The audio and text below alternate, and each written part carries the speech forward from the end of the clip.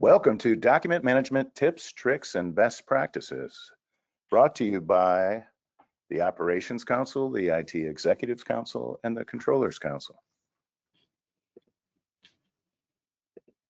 My name is Neil Brown, CEO of Executive Councils. And before we get started with our presenters, let me share some brief housekeeping tips. First, we'll have 4 polling questions, so please use your GoToWebinar control panel to answer polls so that you can benchmark your peers. And next, a link to this presentation will be sent to you in the next 24 hours, so no need for notes or screenshots. And last but not least, we'll have Q&A at the end of the presentation. So again, please use your control panel to ask questions. And we'll get to as many as possible by the top of the hour.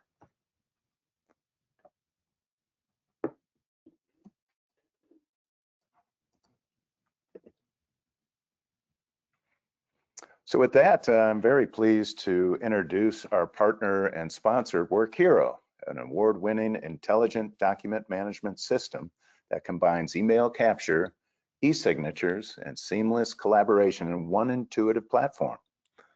Designed for businesses that work closely with customers and third parties, WorkHero ensures that all interactions, approvals, and documents are automatically saved and classified, eliminating manual effort and reducing risk.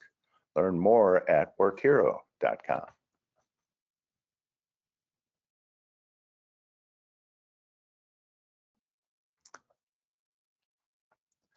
And with that, I'm also very pleased to introduce our subject matter experts, Saf Ahmed and Chris Muir. Saf Ahmed is Senior Business Development Manager at WorkHero, and Chris Muir is VP at WorkHero with 25 years of tech industry experience, including startups to global enterprises. Saf and Chris, welcome. With that, I'll turn it over to you. Thank you, Neil. Thank you, Neil. Can you hear me okay? Just a quick mic check. Yes. Brilliant.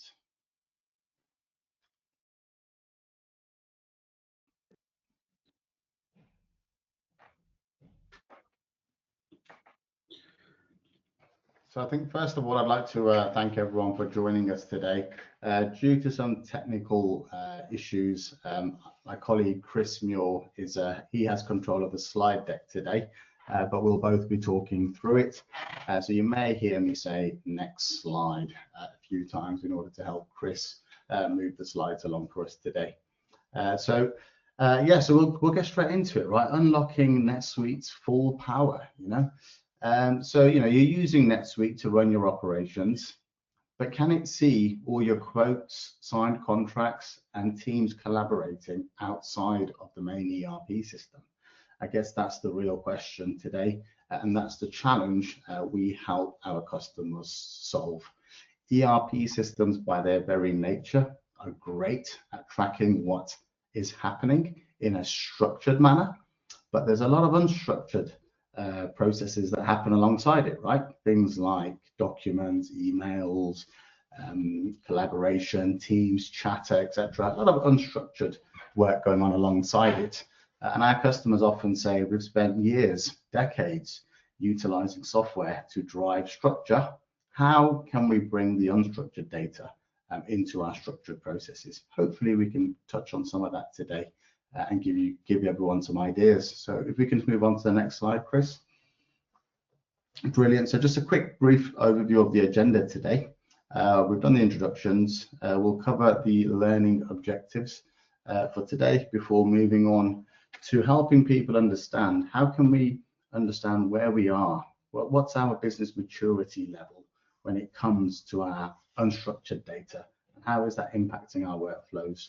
How low maturity blocks business goals, and then we'll move into the classic folder illusion. We're all used to using folders to store documents, right? We'll just touch on that slightly before looking what to look and before going into what to look for in solving this challenge.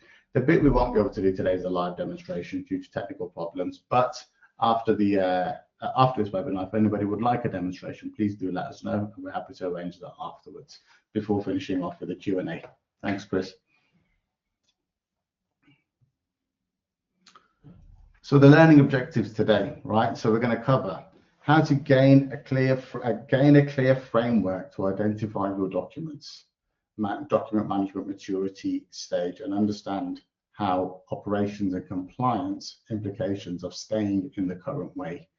Uncover the document and approval gaps, slowing down your quote-to-cash, procure-to-pay, record-to-report cycles, and even with a well-configured NetSuite setup. Then we'll move on to learning how disconnected systems and manual handoffs increase audit workload, weaken controls, and introduce compliance blind spots.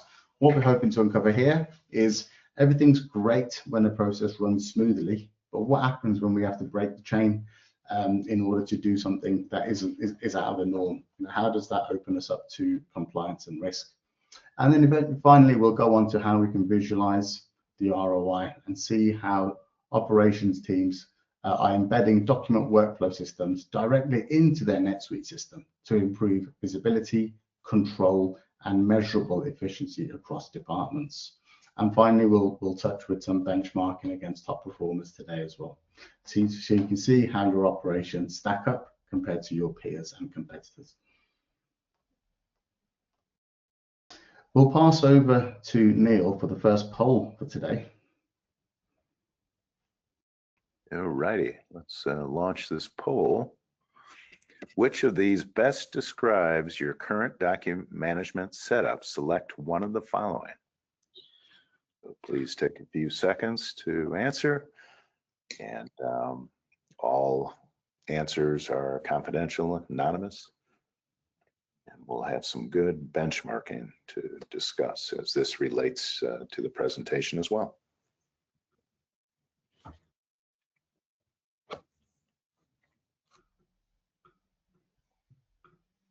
Got some smart people in the audience. They're voting very fast. That's useful.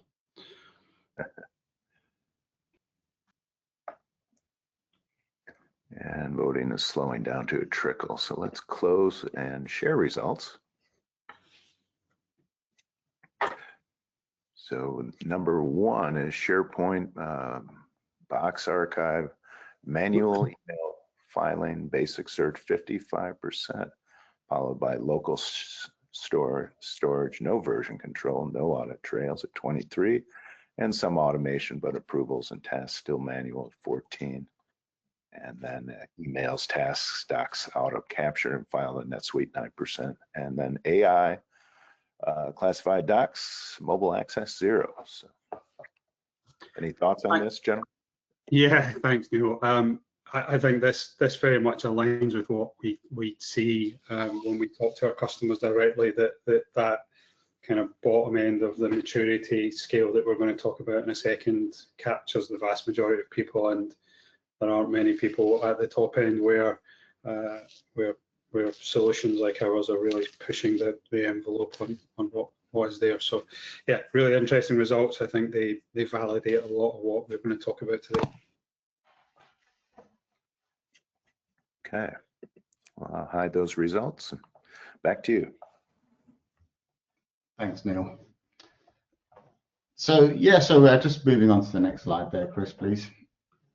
Brilliant. So yeah, so as Chris suggested, and as the poll showed, businesses are slowly moving across the maturity scale and becoming more and more mature. But how do we visualize that, right? It's just documented emails. Some of it's things we've been doing because it's the way we've always done things. And some of it is utilizing new technology. And some of it is using processes driven by our ERP, and that's what's moving businesses along the maturity model. Now on the screen, you'll see what we call the document maturity model.